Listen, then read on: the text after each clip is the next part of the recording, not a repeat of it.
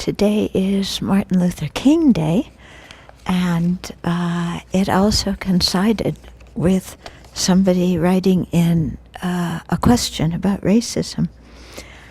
So somebody wrote and said, "What is your advice for how to deal with racism? I am an African-American Buddhist, and I find myself becoming angry at whites and angry at the history. Please give me your thoughts." So, excellent question. So I have several different thoughts about this. I mean, of course, on a practical level, you have to say something or you have to do something, okay? So that's one thing, how to deal with it on a practical level and bring it to other people's attention and so forth. But right now I'm going to answer this question about how to deal with it on a personal, emotional level, because I think that's the question that he's asking for help with. So first of all, I think of His Holiness saying when he gives public talks how he approaches everyone as just a brother or a sister, as a fellow human being who wants happiness and doesn't want suffering.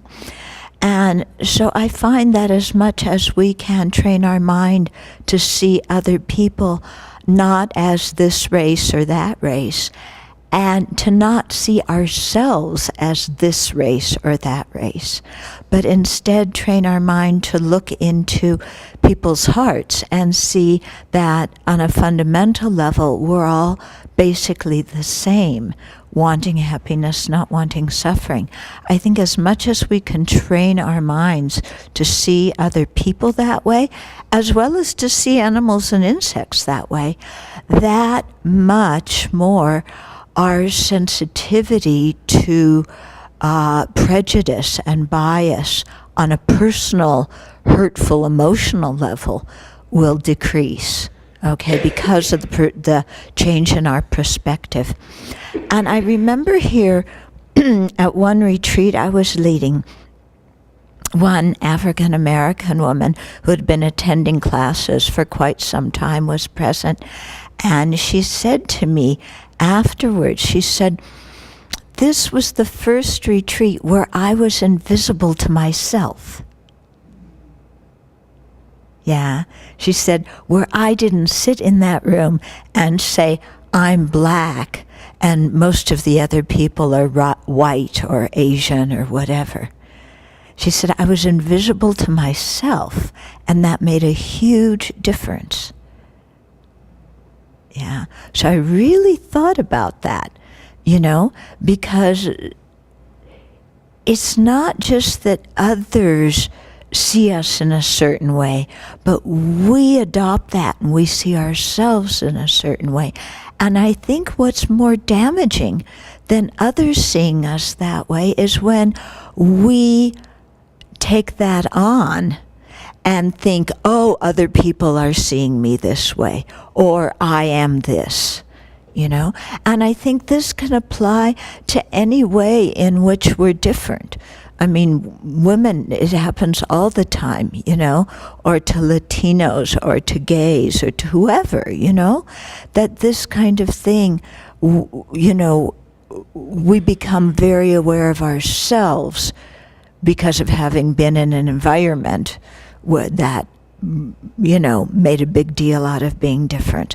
So I think as much as we can be unaware of ourselves, and I think that often comes through this process of training our mind to see that basically we're all alike, And I think thinking about rebirth also helps that, because in next life, who knows who we're going to be, and in previous life, who knows what we were. So that's one thing that I think. Second is, when he said that he gets mad at history. I grew up in a Jewish background, and slavery in Judaism is like, that's our history, It's like we were slaves in Egypt, and the whole festival of Passover is, they were going to kill the firstborn sons, and instead Moses led us, the Red Sea divided, and we went into the promised land, and the bush burned, and all that kind of stuff. But the fact of being in slavery is seen with a touch of pride in the culture, in the sense that you endured slavery. And so I think African Americans can have that same kind of pride. Yes, slavery is abominable, but look what you endured. As a people, look what you endured. Look what you went through. Look at the ways in which certain people were not squashed by the oppression, but the way in which they grew stronger inside of themselves, to deal with the situation. Because it takes a great deal of inner strength to deal with racism and oppression. Yeah? So I think there is a way to see the situation like that, where you can take a certain amount of pride in it because of what you endured. Yeah? And how that endurance made you stronger and more capable of compassion for others. Okay? So this is a perspective of transforming the situation. But this is also the quality I see in Martin Luther King. I mean, why was he so great? It was because he turned the situation around and made it one that helped him generate incredible clarity of mind and inner strength. Yeah? And so I think that, whenever there's an oppressed people, they can also turn it around and see it like that. Okay?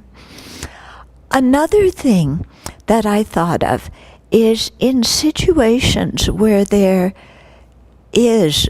we experience face-to-face oppression or racism. Here I think NVC, Nonviolent Communication, can be very helpful. Instead of getting angry, and just wanting to lash out at the others, is to stop and say, okay, what am I feeling? There may be anger, sure, but there's probably hate, there's probably hurt. Yeah, there may also be fear. There may also be sadness. There may be disappointment. There may be any number of emotions, So to identify the emotion that we're experiencing, and then to identify what we need at that moment. Yeah, do we need understanding? Or is it fairness that we need? Or is it inclusiveness? I need to be included. Or is it opportunity? Or is it communication? So to identify within ourselves what we feel and what we need, and then to voice that in the situation to whoever we're with. Not saying anything about them, not accusing them of anything, because when people are accused, they usually shut down. But saying what our experience was, or is, and through saying what our feelings are, what our needs are, it helps other people to see how their attitudes and their behavior affect others. Okay? And we're clearly stating our feelings and our needs without accusation, as one human being to another human being. And hopefully that can open a door to some more communication. Even if it can't open a door to communication at that moment, hopefully the other person goes home and thinks about that. gee, why did that person say that to me? Yeah, how did that person feel? And it might open a door in that person's mind at a later time. So, these are some of my thoughts on the issue. Anybody have some other thoughts? Yeah, when you've endured discrimination or bias or prejudice, yeah. So you're saying that you were in a gay and lesbian choir and one time were performing in Tampa, Florida, huh? And there was a gay and lesbian march, so you went on it, and some people during that time were wearing gas masks the side of the road. I mean, that's almost funny. You know, it's so ridiculous. It's so ridiculous that it's funny. But what you did is you just continued to sing, you know? And then what can they say? Yeah, you're happy. You're there, you're singing, you're human beings. They didn't plug their ears. They may have thought that it was beautiful music even. Yeah. And so that can help to change people's minds. Okay. So saying that you had gone to an anti-racism workshop at some point, and there was a young man there who was sent there by the courts because of having hate speech, and he was terrified going there because he was afraid everybody was going to hate him. But it came out through an exercise that his own ancestry was Native American, and that was confusing for him and probably had played a part in his racist attitude towards others. And so seeing that helped you to have compassion for him because he was quite confused. And did he come from that having compassion for himself and seeing a little bit more clearly? Okay, so he relaxed and was able to share more without being so afraid. Yeah. So I grew up in Detroit, Michigan, and I was in school mostly in the 70s and the 80s, and I was being raised by a father who was a pretty outspoken bigot and a mother who wasn't, and she was pretty much outspoken to him about it, about not promoting racism, and to us. But I had a lot of influence with the kids I went to school with. A lot of them, there was a lot of racism going on, and then there was just people that were willing to be friends with people just regardless of their race. And one guy that comes to mind specifically is a neighbor, Eddie, who I'm sure knew my father was a bigot, and he'd just come over to the fence and talk with him. And he's a few years younger than my dad, and he had a big effect on my dad.